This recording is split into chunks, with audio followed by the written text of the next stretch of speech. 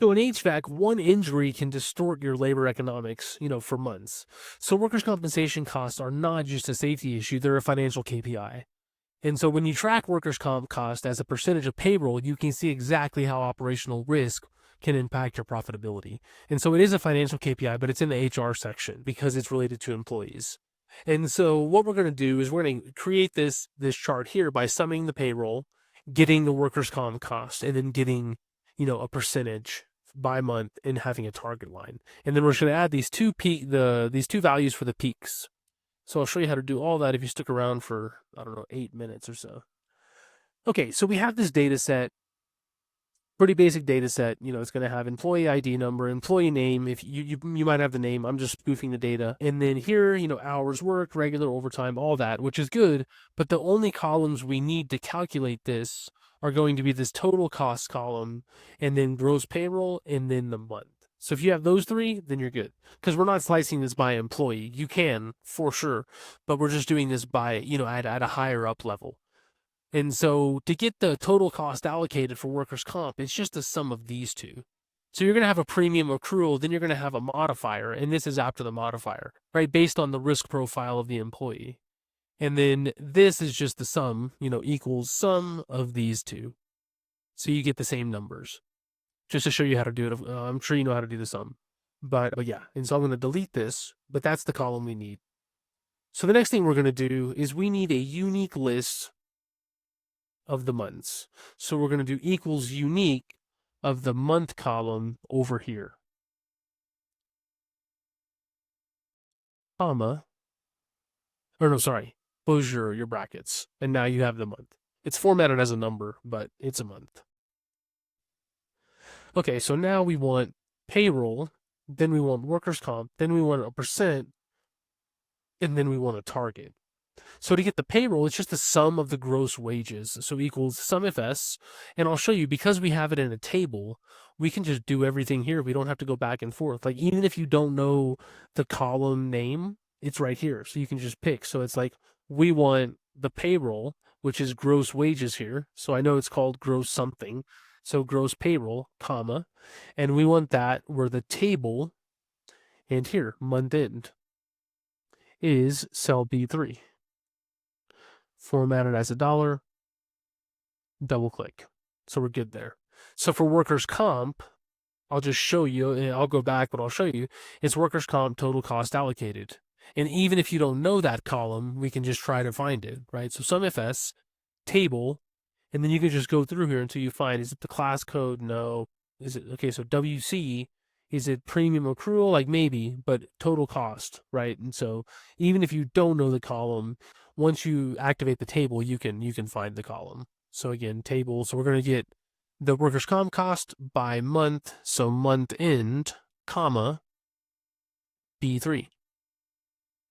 So we have that here. And then double click down. And then now it's pretty straightforward. Just to get the percentage, you just divide workers' comp by payroll, Control Shift 5 to make it a percent, double click. And then the target, let's just say 3.5%. And then I'll leave that. And then underneath it, do equals the number above. And the reason I'll show you, but now we have a dynamic cell. And that way we can play with the target line, and I'll show you all that stuff. So all we're going to do from here is just create a simple line chart. So highlight the months, hold down Control, and then highlight. You can highlight both, but I'll show you a trick. Just highlight this for now, so I can show you the trick. Go to Insert, and then you go to the line. So this right here, we got it. And then the trick I wanted to show you, once you have this chart made, you can just highlight this, copy it, Control C, click on the chart, and press Control V. And now it's automatically there. So it's a pretty useful trick if you add new data to a range or to a table like this, and you wanted to add it to the chart, you don't have to rebuild the chart. You can just copy and paste it. Not a lot of people know that trick. Just FYI. But yeah, so that's pretty much the gist of it. The rest is just sort of cleaning this up. And so one thing is we need to get the title. So I'm just going to copy this title here. I don't know why the title is not showing. But if you click on the chart, you'll see the little crosshair. Click on chart title. Click on that. And then you can just paste it in there. And then now what I want to do, two things. I want to remove that decimal. I don't want it to be 14.0. I just want it to be 14. And then the line, I want the line to not be red. So I'm going to double click here on the y-axis, go to the 3 columns, go to number, and then here, change it to 0. And then you can see that's removed. Just so you know, the reason why that's showing is because it's showing here. If you removed a decimal place here, it would automatically, I'll just show you. So you can see it's 1 here. If you remove the decimal here, then it'll also be removed there. But if you want 1 decimal here and you don't want 1 decimal here, then that's how you do it. Double click, number, percentage, and then 0. And then now we have the target band. I'm going to make it take up a little less real estate. I'm going to click on it and then click the little paint bucket here. If you don't see the format data series, then double click on the line. And so from here, I'm going to make it black. You can make it any color. I mean, you can leave it red. It's just personal preference. I'm going to make it a little bit thinner, say 1, and then let's make it a dotted line because we just want to see it. Like, we don't want it to, to be like to take up a lot of real estate. And so, yeah, and then now we have this target cell. So say you want to be under 4%. It's like that's how you can do that. That's why we made everything underneath equal, because now you can easily have, a pretty simple changing cell. And then finally, I want to put the values on the high points. So if you click on the line where you see all those little squares at every point, and then you click the crosshair and do data labels, it'll show all of them. But we don't want that. We want just this one. So I'm going to double click here. And now you see how only that one is highlighted. Then you can do your data label. And then same thing over here. Data label.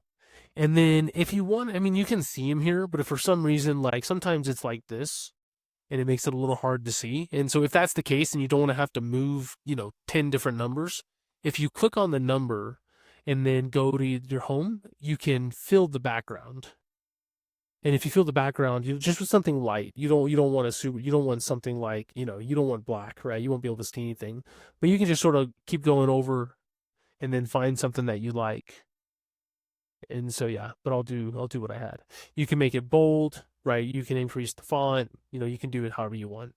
And then if you want to change any of the axes colors, like this right here, you can click on that.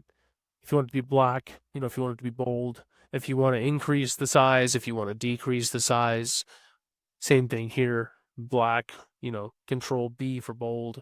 And also here's another little trick. It's sort of outside of the scope of this video. This is just formatting stuff. I don't know why did the title leave? Get it together. Okay.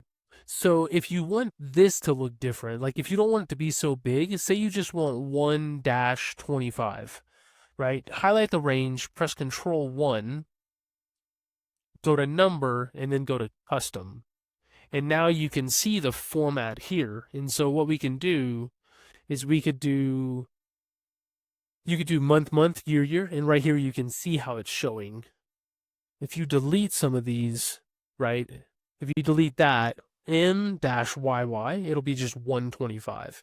And you can see it just saves the real estate. And so, yeah, so there's a lot of things you can do. That's just formatting. At the end of the day, you want to see this chart. What are the peaks? What are the valleys? What is it telling me? And so, yeah. So, yeah, that's how you calculate workers' comp. If you have any questions about this stuff, questions at data boards. If you want this data set, there's a link to download. If you can't find it, shoot me an email. Say, hey, Ryan, can you shoot over the workers' compensation cost % of payroll spreadsheet? right up here at the top. And if you need some help getting your data structured, getting insights, getting KPIs, if you don't have anybody to help you on your team and you want some help, then you can just shoot me an email, or there's a forum that will hop on my calendar, or you can just shoot an email. Is going to be the best. It's going to be the easiest, questions at data boards. But that's it on this one. I told you 8 minutes, but I spent at least a minute and a half talking about the formatting stuff, so it was 8 minutes. But if you stuck around this long, then I will see you in future videos.